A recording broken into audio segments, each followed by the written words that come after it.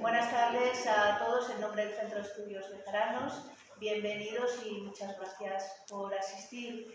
Esta es una de las conferencias que se enmarcan en el ciclo que hemos preparado para celebrar nuestro 30 aniversario, que ya saben que este año pues cumplimos 30 años porque el CEP se fundó en 1992.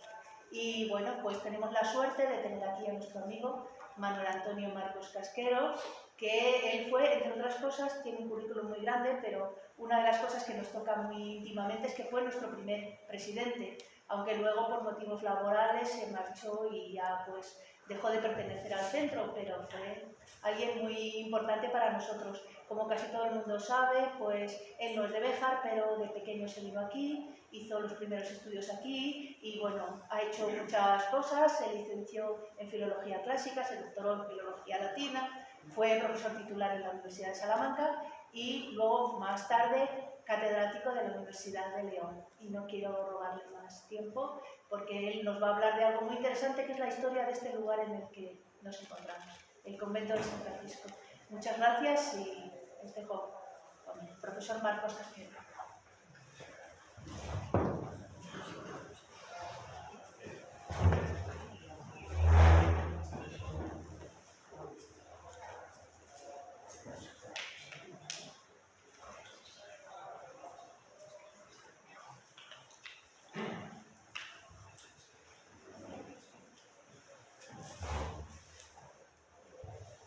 La verdad es que cuando empecé a escribir este trabajo, llegué a las 30 y tantas páginas, pensando además que estaba haciendo una cosa un poco extraña, porque de este edificio no se ha escrito prácticamente más que algunos detalles muy dispersos.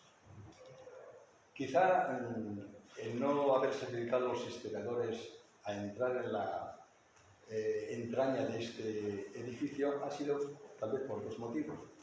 En primer lugar, por la dificultad que entrañaba el encontrar las fuentes originarias escritas que hablasen de este edificio.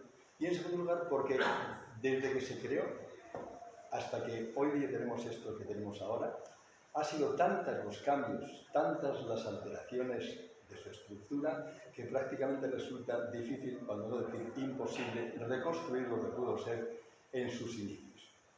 La única imagen que podemos hacernos, más o menos, de lo que era el edificio que ahora ocupamos, es en el cuadro que en 1726 pintó Bonaventura Leggi, que luego castellanizó su nombre con Ventura Livios, y que este no es el original se encuentra en Sevilla, pero pueden ver, porque yo tomé la fotografía en el Museo David Neruda, el Museo Judío de aquí de Béjar. Es un cuadro de irregulares proporciones en que se ve la Béjar del primer cuarto del siglo XVIII. Está todo enfocado prácticamente a lo que es el Palacio Ducal, que para verlo por completo requiere un subterfugio que es colocar un espejo sostenido por dos hombres de musgo para que se vea la otra cara. Podemos ver, ahora le acercaré mucho más las imágenes, que a medida que avancemos puede verse es la iglesia de Santiago, rodeada de pequeños baldíos que en teoría habían sido viñas, o fueron después viñas, la iglesia de Santa María, el Palacio Ducal. Abajo de todo pueden ustedes ver lo que fuera la ermita de San Albín, que da nombre al puente, y de ahí va a salir un camino que termina en una puerta de la muralla. Arriba del todo verán ustedes en la esquina el bosque y al lado la plaza de toros cuadrada, en donde se está celebrando en ese momento una corrida. Aquí nos acercamos un poco más, se ve mejor la iglesia de San Albín y el camino que sube hasta la puerta que se llama la Puerta Nueva, a la cual me referiré dentro de un momento. Este es prácticamente lo que nosotros podemos intuir de lo que era el edificio del convento de San Francisco. Está rodeado, la Puerta Nueva, ven ustedes en la muralla, ahí aparece, termina el camino, ahí aparece una alameda que da su nombre a la calle que antes se llamaba la calle de los Álamos, que es hoy día la calle que tenemos ahora aquí, y dentro del recinto, rodeado de unas casas posiblemente pertenecientes o dependientes del convento, aparece la iglesia con un doble campanil. Aparecen dos, en la primera espadaña, dos agujeros con las campanas y por encima de él otro más. No se aprecia realmente más que un poquitín lo que debía ser el claustro y la iglesia, que tampoco podemos saber mucho más. Este convento estaba en realidad inscrito, colocado entre dos iglesias, que como eran la iglesia de San Juan de Sagún y la iglesia de Salvador. Estaba prácticamente en el centro de lo que era el barrio judío. El barrio judío no estaba como hasta la saciedad se ha ido a veces repitiendo en el barrio de la Antigua, en la calle 21 de agosto. No, el barrio judío, y más después de las investigaciones que han terminado por cuajar en un libro sobre la judería bejarana, estaba precisamente entre estas dos poblaciones, la iglesia de San Juan y la iglesia del Salvador. Algunas casas llegaban incluso hasta la zona de la Piedad, de la Plaza de la Piedad, y casi siempre los judíos estaban radicados en torno a las iglesias, las catedrales, etc., como buscando un amparo realmente en ellas. La Puerta Nueva, hoy desaparecida, daba inicio a lo que después se conoció y todavía conocemos como la calle de los Perros, la Cuesta de los Perros, nombre que normalmente solía aplicarse desdichadamente aquí y en muchas partes más, en Candelario, a los judíos, la Cuesta de los Perros. De esa puerta prácticamente no queda nada, salvo un pequeño resto, que es este, de la pared blanca, tiene un poco de unos entrantes, y donde acaba la pared de esa casa, comienza una jamba. Ese prácticamente es el único resto que conservamos de la Puerta Nueva que daba su origen hacia la Cuesta de San Ángel. En sus comienzos este monasterio, este convento, estaba dependiendo o inscrito en la llamada provincia de Santiago, provincia franciscana de Santiago. Y remontaba nada menos esta provincia a la época de 1213 o inicios del 1214, en que el propio San Francisco, en compañía de su compañero Bernardo de Quintana Valde, hizo una peregrinación a Santiago de Compostela. Él decía, y su compañero también, que con deseo de convertir a musulmanes. El hecho es que al año siguiente, el que volvió solo fue Quintana Valde, y 2 años más tarde un compañero suyo, que después de visitar España, decidió establecer las provincias franciscanas, en este es un cuadro muy bonito del comienzo de la Cuesta de los Perros, en 3 grandes franjas. La primera, de la izquierda todo, que comprendía Galicia, Portugal, el Reino de León y zona sur de Cádiz, era la provincia de Santiago. La del medio, que comprendía Castilla también hacia el sur, era la provincia de Castilla, y la última, correspondía al tercio restante, era la provincia de Aragón. La provincia de Santiago se mantuvo con su entidad de provincia tal, autónoma, justamente hasta que en 1548, es decir, 300 años más tarde, se celebró meramente una asamblea general, un capítulo de la orden franciscana, y se decidió dividir la provincia de Santiago en 2 mitades. La de Santiago propiamente dicha, que quedaba hacia la parte norte, y la zona del sur, que pasó a denominarse provincia de San Miguel. La finalidad de este nuevo, las otras también pasaría más o menos lo mismo, se estructuraría de forma distinta, más o menos distinta, pero siempre con la misma finalidad, la de evitar que los grandes desplazamientos complicasen las visitas pastorales dentro de la orden franciscana. ¿Dónde se estableció el orden del norte y del sur? Pues justamente en la línea que trata justamente el río Tormes. Del sur hacia el sur se llamó San Miguel y al norte seguía siendo Santiago. La verdad es que lo que quería San Francisco y su compañero Quintana Valde de conquistar almas musulmanas para la religión cristiana, trajo consigo no tanto eso, sino la creación de múltiples conventos franciscanos, sobre todo en la línea que sigue el Camino de Santiago. Más al sur comenzaron también algunos, como en Zamora, y algunos más abajo todavía en Toledo. Béjar fue quizá una de las primeras en crearse, quizá antes, si no al mismo tiempo que la de Badajoz, el convento de Badajoz.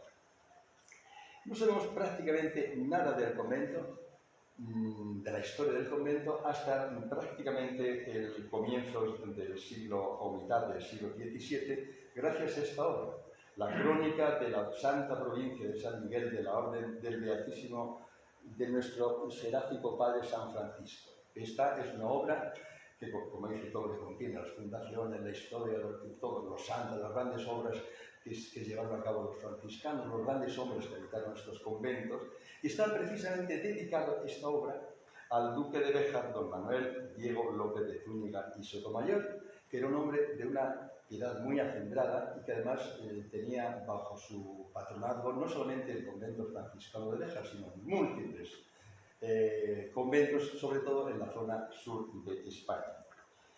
En la página 168 de esta obra, Fray José de Santa Cruz, que es el nombre del autor, pues narra a partir de la página 168 lo que él denomina o titula como Historia del convento de Béjar desde su fundación hasta la división de la provincia. ¿La división de la provincia qué es? ¿La de Santiago? No, la división de la provincia. Ya diremos por qué. Este fraile, además, reconoce que ya en su tiempo, en esta obra, reconoce que ya en su tiempo, ya han pasado ya 6 siglos prácticamente, en su tiempo prácticamente la traza original que pudo tener el convento franciscano en sus comienzos ha sido totalmente borrada. No quedan más que algunos restos pequeños, y él cita uno que sí que me interesa dejar aquí constancia. Dice textualmente: solamente subsiste de la época fundacional el letrero de una piedra embutida en la pared de la iglesia por la parte de dentro, junto a la puerta que sale al claustro. Está cincelado de caracteres antiguos y dice así, lo que dice así es esto: esta iglesia comenzó Fray Pascual, guardián, en la era de 1343 años, y acabó la su madre Domenga Gómez, en la era de 1355 años. Cuando se cita la cronología por las eras, hay que tener en cuenta que desde el siglo III y después en época visigótica y la alto medieval, se consideraba que España había sido pacificada por Roma exactamente el año 716 de su fundación. Marco Terencio Varrón, cuando habla de la historia de Roma, él sitúa la fundación de la ciudad, Burbe, Cónica, decía Tito Livio, desde la fundación de la ciudad. Pues esa fundación tuvo lugar el año 752 a.C. Si echamos cuenta, siempre que se habla, el año tal de Roma es a contar desde el año 752. La pacificación de España tuvo lugar el año 718 de la fundación de Roma. Quitemos entonces esos 38 años que median eso y el nacimiento de Cristo, que es donde empieza la era cristiana, y restando a los 1343 que empezó Fray Pascual a construir, menos 38, inició la construcción de este convento el año 1304, los albores del siglo XIV. Y su madre lo acabó, haciendo el mismo cómputo, en el año 1317. Pero el fraile franciscano que acabamos de citar, Fray José de Santa Cruz, dice algo más. Dice, fijémonos que califica a Fray Pascual de guardián. Y eso en aquella época era muy difícil.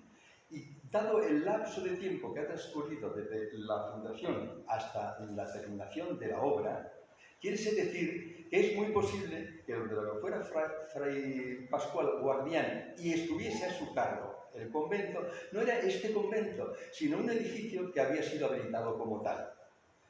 Quiere esto decir que la fundación del convento franciscano de Béjar debió tener lugar en los albores del siglo XIV. Lo que sí es verdad, y esto también hace referencia el fraile historiador, es que cuando se terminó de construir y Pascual y su madre Domenga murieron, el convento no pasó a depender directamente de la orden franciscana, sino directamente del cabildo eclesiástico, de la iglesia propiamente dicha, lo cual es bastante normal. Pero él tiene su explicación y dice, seguramente porque así los duques dominaban y controlaban mucho más de cerca precisamente a los frailes franciscanos que dependían de ellos. Desde sus inicios, pues, en un primer momento, el convento perteneció a la provincia de Santiago, pasó luego a la provincia de Los Ángeles, de San Miguel. Lo que ocurre es que estaban siempre debajo de la tutela de los duques. No solamente los duques es que patrocinaban con su dinero estos conventos, sino que además contaban con el aval de la propia iglesia. Y concretamente, en 1544, el duque de Béjar de ese momento, Francisco López de Zúñiga, había recibido del propio Papa, este era el Papa Pablo III, un breve pontificio en el que justamente le confería la tutela de esta entidad, de este monasterio.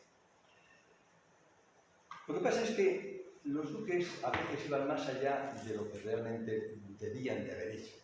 Ellos tutelaban, pero al mismo tiempo querían manipular. Y así este duque quiso escindir el convento franciscano de Béjar de la provincia de San Miguel para incluirlo en otra provincia del sur, la provincia de Los Ángeles, que había sido creada un poco antes por otro fraile franciscano que había muerto y estaba enterrado justamente en Belalcázar, que era un marquesado también de Duque. ¿Qué es lo que pretendía con sustraerle a Castilla la tutela o la pertenencia del convento para meterlo en los conventos del sur? Porque la mayor parte de los dominios del duque pertenecían precisamente o estaban situados en Extremadura y en Andalucía, por lo cual él, como dice textualmente Santa Cruz, lo que pretendía era tener a la vista a los religiosos de aquella provincia, de quien es patrono la Casa de Béjar, como lo es también hoy de la nuestra de San Miguel. Lo que pasa es que el duque, con sus influencias, dice que tenía un breve del Papa que se lo permitía, pero Santa Cruz dice que no ha encontrado en ninguna parte un manuscrito superstite que diga esto, que lo más posible es que el duque forzase al provincial de la provincia de San Miguel para que permitiese la cesión a la provincia de Los Ángeles. Así se firmó, decirlo el año 1576, y firmarlo al día siguiente fue todo uno. Béjar se desgajó de la provincia de San Miguel y pasó a pertenecer a la provincia de Extremadura y Andalucía, la provincia de Los Ángeles. Claro, los frailes de acá eso no lo llevaron como muy a bien, pero tenían voz de obediencia y se vinieron aunque les doliese bastante. Para contentarlos, el duque, y esto también levanta acta Fray Josep de Santa Cruz, dice que durante estos 3 años estuvieron los franciscanos dependiendo de la provincia de abajo. Y el duque les regaló un pedazo de campo a las espaldas de la iglesia y sacristía que se cercó y sirvió hoy a la comunidad. Vean a lo que se refiere. Esa cerca que tenemos ahí, que rodea todo lo que es el convento, esos posiblemente son los terrenos que les cedió el duque a cambio de su fidelidad. Es más, el duque también logró del Papa en ese mismo año, en este caso era el Papa Gregorio XIII, una bula por la que se decía que concedía el sacar un alma del purgatorio a todo aquel sacerdote secular o perteneciente a una orden religiosa o regular, que oficiase su misa en el altar del Santo Cristo. Y ella es una cosa muy interesante, que está, el altar del Santo Cristo, que está situado debajo del altar mayor, que estaba en lo alto, al uso antiguo, y después que se basó el altar mayor y el altar del Santo Cristo vienen a ser lo mismo. Vuelve después más adelante el fraile a repetirlo. El altar mayor estaba situado en lo alto al que se accedía por varios escalones. Dice, pues allí estaba el altar en que hay indulgencia plenaria para sacar el alma del purgatorio. Y es una cosa más muy curiosa. En el sagrario de este altar se conservaba el cráneo de una de las 11.000 vírgenes de las que habla la Biblia. Claro, que no lo sé, creo que fue Wenceslao Fernández Flores, escribió un librito, creo que era él, a lo mejor no, que se titula ¿Pero es que alguna vez hubo 11.000 vírgenes? Bueno, pues una de ellas estaba justamente aquí, y dice el fraile que tenía una gran popularidad, gozaba de una gran popularidad en el pueblo de Jarano, que acudía casi en masa el día de su fiesta a rendirle homenaje. Pues bien, en ese altar del Cristo, con esas características, se podía ganar una indulgencia. Pero es aquí que en 1579, es decir, 3 años después de que había sido escindido este convento y se lo había entregado a la zona extremeña y andaluza, se reunió un capítulo general en París de todos los franciscanos y se llegó a la conclusión de que el convento de Béjar debía de volver de nuevo a la provincia de San Miguel. Eso podríamos pensar que se trataba de un mazazo al orgullo del duque, pero el duque lo acató de una forma realmente muy buena. Era un buen religioso sin ser más que un seglar, y decidió que se volviese a pero siguió asistiendo constantemente, ayudando constantemente a los frailes. Y fíjense, no solamente sus confesores, eran 3, tenía 3 confesores, él y la familia ducal, los 3 eran franciscanos, sino que además se nos dice que con mucha frecuencia acudía a este convento. Y en su testamento hizo que su hijo firmase algo que él venía desde hacía muchísimos años practicando, y era la entrega anual de una limosna de 30.000 maravedís al convento, y dice algo más: amén de las gallinas necesarias para alimentar a los monjes enfermos. El duque murió en 1601 y su hijo se apresuró a ratificar esta manda que le había hecho su padre. Las mejoras más importantes, que son las que aún subsisten y son las que voy a explicar ahora, se deben al citado duque Francisco Diego López de Zúñiga y Sotomayor, todo eso, Francisco López, y a su esposa María Andrea Coronel de Guzmán y Zúñiga, que era prima hermana suya, para lo cual, cuando se casaron en 1567, el año anterior, en 1566, tuvieron que pedir dispensa por consanguinidad, que se le concedió sin mayores problemas. Este matrimonio de Francisco y de María Andrea tuvo 7 hijos, el mayor de los cuales, que tenía el mismo nombre que su padre, lo dejó absolutamente todo y se metió a fraile dominico, renunció a todas sus pertenencias, a todos sus títulos, se metió fraile dominico en el convento de San Pablo el Real de Sevilla, donde sabemos que adoptó el nombre de Fray Francisco de la Santa Cruz. El segundogénito, que se llamaba Alonso Diego y que fue el que sucedía a su padre, sería el que pasara a tener el título de duque y de todos, que era duque de León, duque de Béjar, marqués de Hijos de León, conde del Alcázar de Bañares, señor de las Villas de Capilla, Curiel y Burguillos y un montón de cosas más. Todo eso pasó a manos de este segundogénito.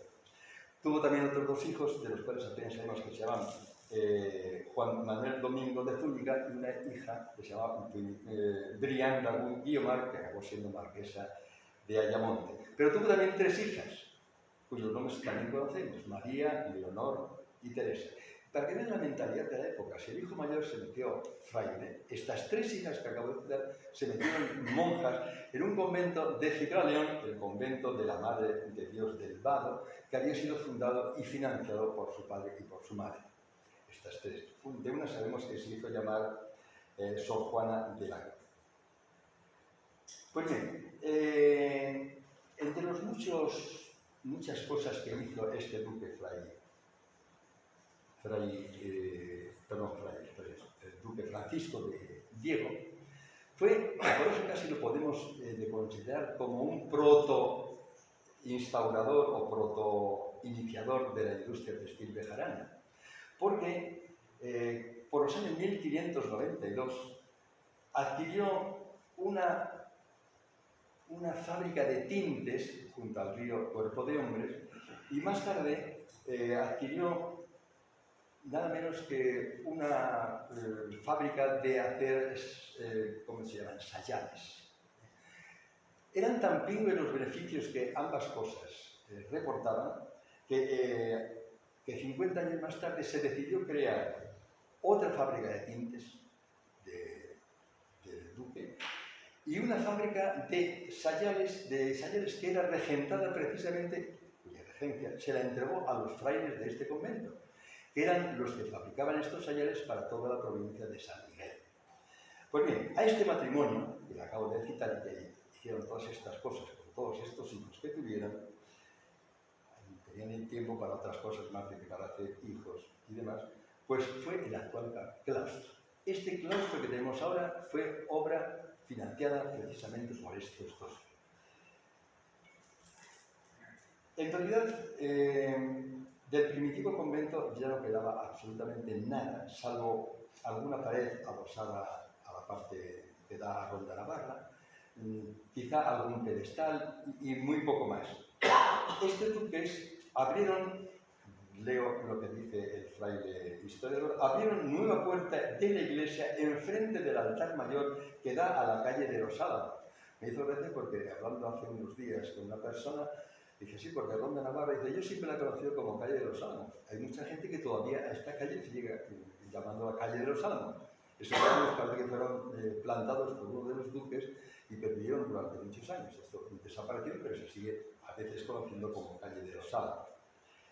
Se abrió esta puerta nueva que da a la calle de los Álamos con un campanario superpuesto, que es el que tenemos ahí, con abajo dos campanas y arriba otra más. Y dije más. Dice, y lo hicieron porque la puerta antigua estaba muy vieja y deslucida y daba muy poca luz por ser pequeña y estaba abierta a un lado de la iglesia, como se usaba en aquellos tiempos y se ve en los conventos de mayor antigüedad. Y aquí remata la faena diciendo, altar mayor en lo alto y puerta en un lateral de la iglesia es indicio de la antigüedad de un convento. Pues bien, la iglesia estaba adosada a la parte de la fachada que da acceso al patio principal, bajando unos peldaños. Bueno, ahí estaba adosada, no queda absolutamente nada, como luego diré. Y se prolongaba hasta el centro, la iglesia hasta el centro de la actual Ronda de Navarra. En el interior de esa zona había varios enterramientos, igual que en la zona limítrofe, en el campo que circundaba la iglesia, como era muy normal. Yo todavía de pequeño recuerdo haber jugado en el cementerio que había al lado de la iglesia de Santiago, que luego se cubrió, etc. Y en San Juan tenía exactamente también su propio cementerio, pues el convento también tenía su propio cementerio. De hecho, cuando en el siglo XX, pero bueno, en el siglo XX estamos hablando de 1980 y tantos, se empezó la reforma de esto, se excavó y empezaron a salir huesos y lápidas.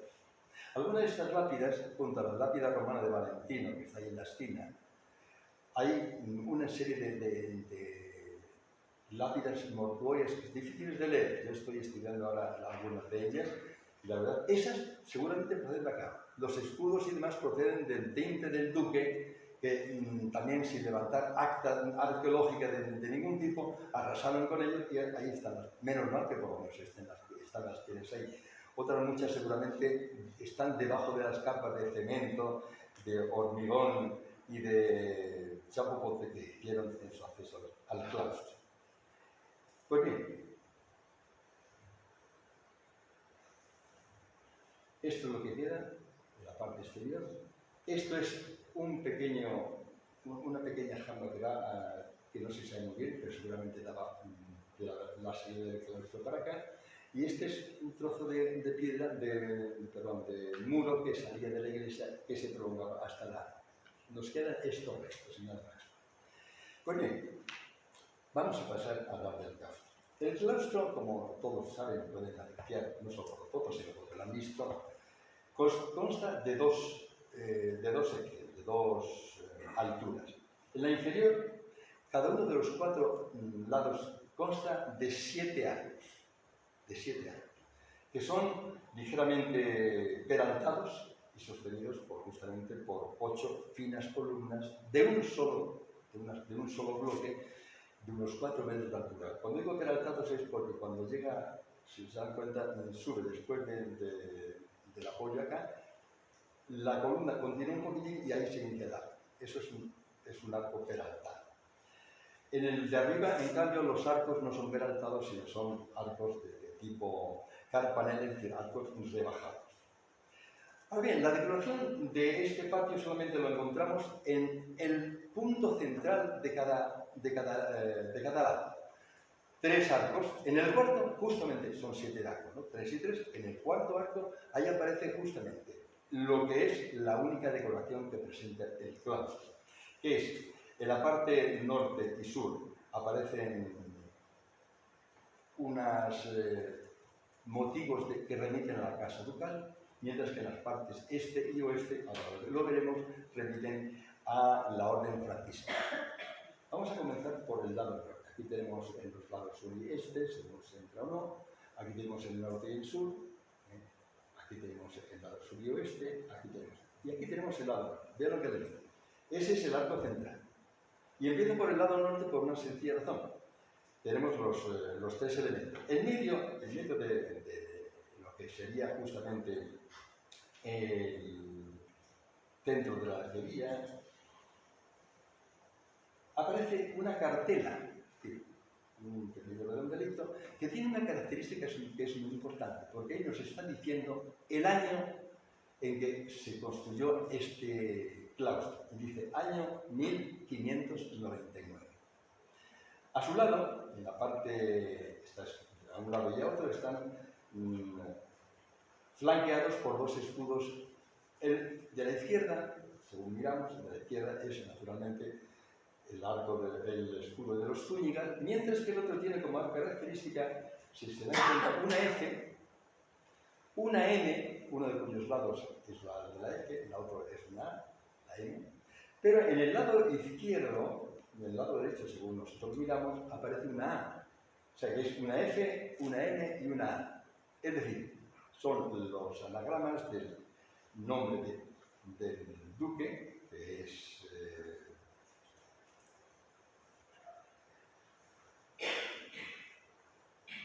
la F de Francisco, y la otra, la M y la A, que es María Andrea. Lo veremos mucho mejor, y por eso la tenía, no me acordaba si se había puesto o no. Ahí tenemos el escudo del duque con la fecha, y tenemos la F y la A. Pasamos al lado sur. En el lado sur también aparecen 2 escudos. Ahí ya no encontramos una fecha. Ahí lo que encontramos es una F en el redondel del medio, en la clave del cuarto arco, ¿verdad? En la cartela, las siglas de la F y la M. La M aquí no tiene la A, simplemente es Francisco y María. Pues no María Andrea, sino F y María, posiblemente porque es más pequeña. A un lado y a otro tenemos justamente escudos familiares, que son el escudo de los Mendoza, que es otro de los apellidos que tenía en su largo tiraje de apellidos el duque, y el otro, el escudo de los Guzmán, que era el nombre, uno de los apellidos de la mujer, de María Andrea. En los laterales, en los lados laterales, en el este, lo que encontramos ya son símbolos franciscanos. En el escudo, perdón, en la cartela que aparece en la mitad, aquí no se ve bien, luego lo veremos mejor en otra de las fotografías, lo que aparece es una G, una X, con una O volada y una F. Es decir, la X con la O es el resumen, podríamos decir, de lo que es Christos en griego, es el nombre de Cristo, y la F es de Francisco. Es Cristo y Francisco, no Francisco el Duque, San Francisco de Asís. A un lado y a otro aparecen, digo, 2 símbolos de tipo, en la cartela aparece ahí, bien. En el de la parte izquierda, según miramos, lo que encontramos es una cruz en el escudo, una cruz, en otros a veces aparece una tabla, que también simboliza la cruz, una cruz con 2 brazos que se entrecruzan. Uno de ellos desnudo, y el otro con el extremo de un hábito frailún. La característica, este es el escudo que presentarán luego los franciscanos, como símbolo del franciscano. Las 2 palmas de las manos aparecen estigmatizadas por los clavos de la cruz. El otro escudo, vamos a ver si lo vemos mejor, aquí lo tienen ustedes, los dos brazos. En este otro lo que aparece es una cruz. Debajo de las aspas de los lados de la cruz, de lo que tenemos son dos manos, debajo un corazón y debajo los pies. Las dos manos también representan los estigmas de los clavos. El corazón posiblemente representa también el quinto estigma, que es donde Longino le dio el lanzazo a Jesucristo mientras colgaba de la cruz, y los dos pies también aparecen con los estigmas. Enfrente de estos dos símbolos tenemos otros dos que son muy característicos. Aquí se ve mucho mejor en la cartela del centro la X y la F. El escudo de la izquierda está tan deteriorado que prácticamente únicamente se intuye ahí que podríamos tener ahí los símbolos también de los estigmas de la pasión. Pero es más interesante porque se ve mucho mejor y es mucho más complicado de esculpir este otro. Son todos, si ustedes conocen, por ejemplo, las formas que tenemos de representar la pasión en toda la Sierra de Francia, por ejemplo, en el crucero que existe en la alberca, verán que en el astil de la cruz aparecen ahí un montón de cosas. Lo mismo aparece un martillo, que las espinas, que los clavos. Bueno, pues esto es lo que tenemos aquí. Tenemos la cruz que está levantada sobre el Gólgota. A un lado aparecen nada menos que un flagelo, una escalera, una lanza, un martillo, unos clavos, unos alicates, todo eso en ese pequeño símbolo de la pasión. Y de la cruz pende, en lo alto de ella, pende justamente una corona de espinas. Este claustro no estaba decorado como ahora mismo lo vemos, pintado de blanco, ¿verdad? Enfoscado, no. Lo que tenía era una pintura de este tipo. Gracias a Dios, cuando enfoscaron todo y pintaron de blanco, dejaron al menos unas muestras que sirviesen de testigos de lo que había debajo. Había, por ejemplo, este tipo de representaciones. Ahí se lee muy mal, pero se intuye la lectura que habla de música de San Francisco, de la tierra y de algo por el estilo. Por debajo de todos estos, ahí tenemos otro cartel estético, pero luego un friso, porque la parte de la mitad para abajo debía estar pintado con motivos más bien geométricos. Motivos que se repiten en el otro claustro, pero en la otra parte del claustro, en que ahí aparece una zona reticular, ¿verdad?, en que el desgraciado posiblemente recuerda motivos que encontramos a menudo en conventos y en otras partes de Extremadura, posiblemente. Recuerden esta, de paso, porque luego tendremos que hablar de ella, esta ventana de tipo bífora, es decir, partida por la mitad, porque tendremos que hacer referencia a ella. Lo que es a María Andrea, que fue la colaboradora con su marido Francisco Diego de este convento, de este claustro, murió en el año 1598 y su marido murió 2 años más tarde, en 1601. Inicialmente el duque, nosotros pensamos que para ellos esto era algo así como el ojo de la corona, no, era uno de los muchísimos conventos de los que eran patronos. Pensaríamos que aquí estuvo enterrado. Sí, lo enterraron aquí. Lo que pasa es que en el año 1621, 20 años después de ser enterrado, se exhumó su cuerpo y se llevó a enterrar a Gito León al convento de la Madre de Dios del Vado, que había sido también fundado por él, y donde habían profesado 3 de sus hijas. Su sucesor, que murió 2 años antes de que fuese trasladado el cuerpo de este duque para allá, murió y también ordenó que fuese enterrado no en este convento de Jarano, sino en el convento de Gibraleón. Mientras que la esposa, es curioso, la esposa de este duque de Alonso Diego, que había fallecido en 1619, se llama Juana de Mendoza Enríquez, al quedar viuda, tenemos que ponernos un poco en la mentalidad de aquella gente, igual que los hijos de duques e hijas de duques se meten monjes y monjas, pues esta mujer, al quedar viuda, se metió en un convento, ella se llamaba Juana de Mendoza, ¿verdad?, pero se hizo llamar en el convento de San José de Carmelitas Descalzos de Écija, en Sevilla, se hizo llamar Sor Juana de la Santísima Trinidad.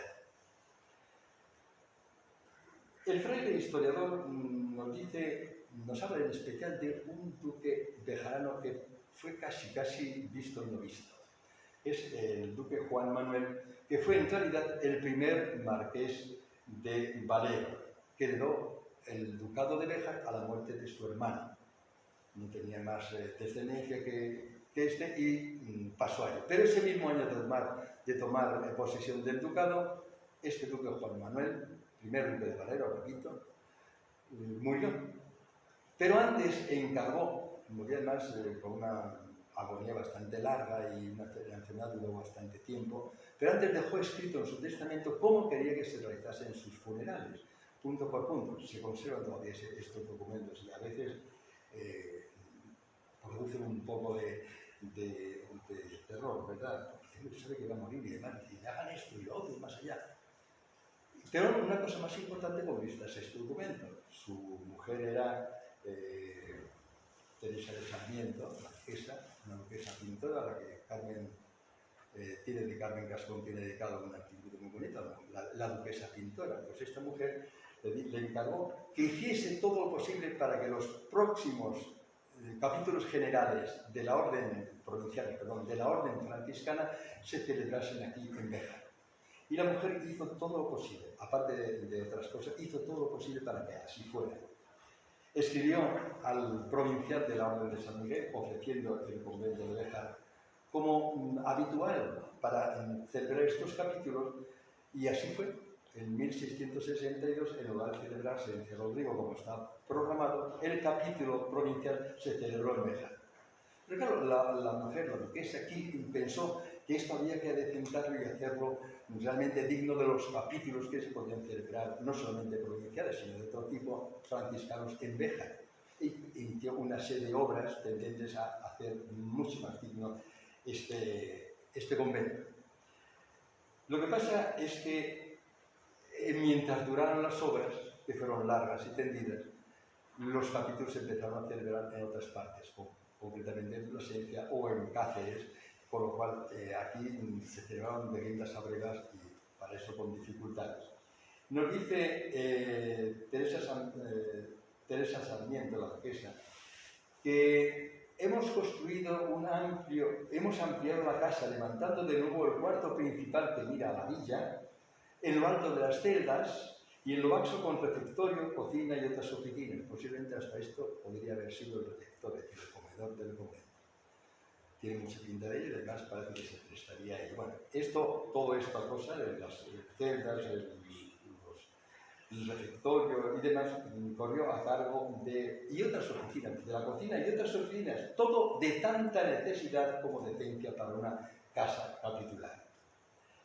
De hecho, todavía se conserva el archivo de Osuna, que fue el que asumió todo lo que era el archivo de la casa de los Zúñiga. En el archivo de Osuna todavía se conservan todas las cuentas detalladas de todos los gastos que se habían hecho en esas reestructuraciones del convento franciscano. En este convento tenían su sede tres cofradías. Voy a ir un poco rápido porque no sé si se estoy ocurriendo demasiado.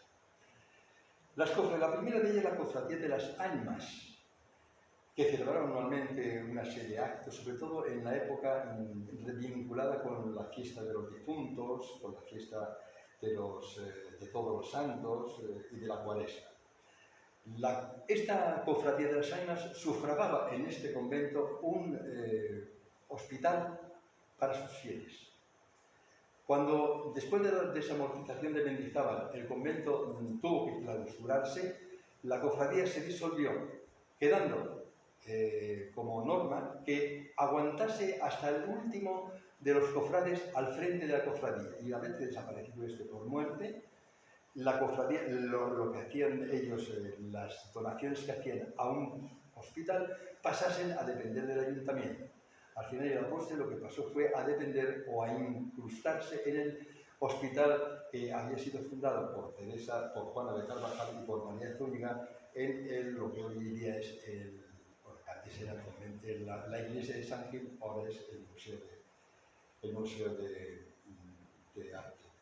La segunda de las cofradías es la cofradía de la Cruz, que luego con el tiempo pasaría a denominarse de la Vera Cruz, de la Cruz Verdadera.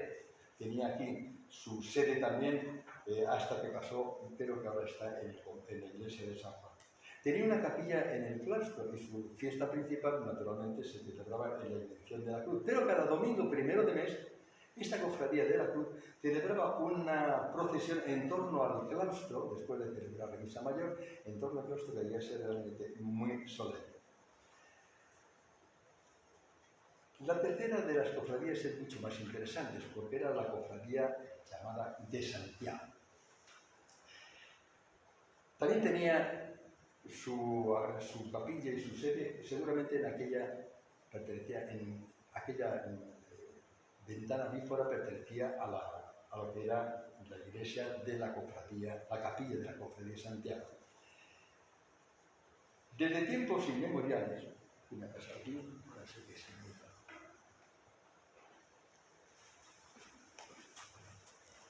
La técnica.